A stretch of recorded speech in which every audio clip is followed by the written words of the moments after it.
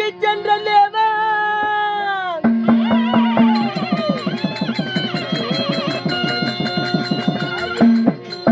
கடலன கடந்து லங்கைக்கு சென்ற தேவா பத்தி பேந்தேரின் மீது பதகையாய் பறந்தாய் போற்றி சஞ்சீவி மலையாய் போற்றி சஞ்சலா தீர்ப்பாய் போற்றி